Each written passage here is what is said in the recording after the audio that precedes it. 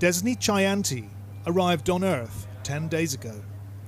Her first gulps of air contained aerosols infected with COVID-19, which is why Indonesia's delivery room medics now all wear full hazmat gear. What a welcome to our brave new world. Sedangkan pada bayi baru lahir, with newborns, it's possible that the baby can become infected during labour. They're naked, they have no protection.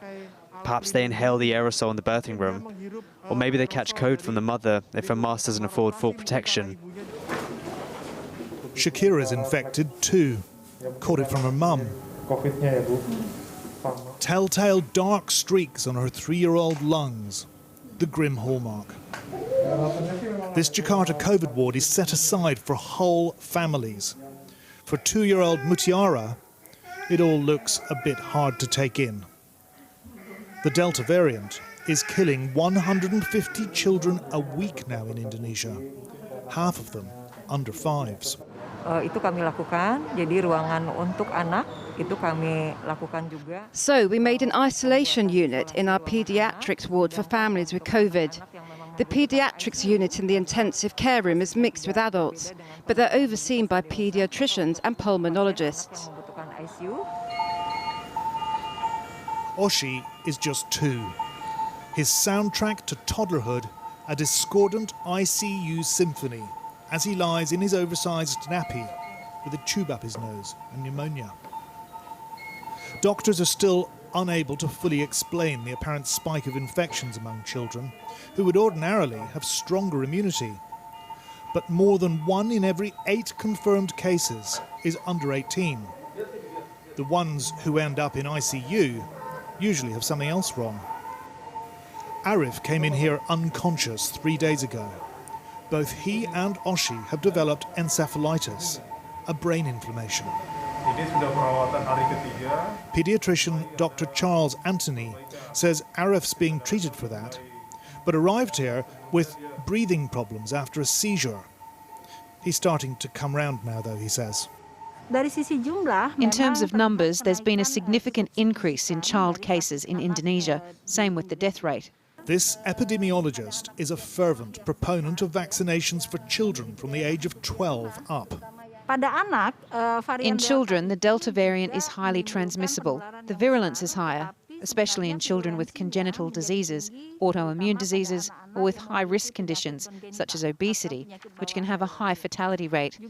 Does stunting or malnutrition or pneumonia affect things? Yes, of course. The way to fight this Delta variant is with stamina and endurance. This is lower in children with stunting. Although COVID admissions are still very high, infections and deaths are down in Jakarta, even as the Delta wave surges north, east and west across Indonesia's 17,500 islands. Deaths topping 1,500 a day for more than 2 weeks now. One day last week hitting 2,069 officially. This workshop has been crafting coffins for both Christians and Muslims for 20 years. Demand has soared fourfold during the pandemic. They've never made children's coffins before. Our wood suppliers in central Java are so overwhelmed they don't deliver anymore, says Nanang Sofyan, the boss. So we're just using plywood or sheets of teak. Quality is everything. Zubaida's spent recent years bringing up her 2 grandchildren, until the youngest, 4-year-old Shalova, caught COVID in May. As a baby, Shalova had suffered asthma, but it had cleared up. She'd been healthy. Shalova was a kind girl. She was funny. She would play with me every day. She ate everything. She wasn't difficult. She was a cheerful girl.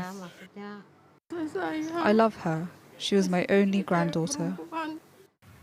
Shalova Putri Pratama Binti Aprianto died at 3 p.m. on Monday the 17th of May 2021, aged 4. Her grave in Rorotan COVID Cemetery, one of 5 in Jakarta, now lost in a fast-growing forest of hand-inscribed headstones amid the withered dreams of lives lost.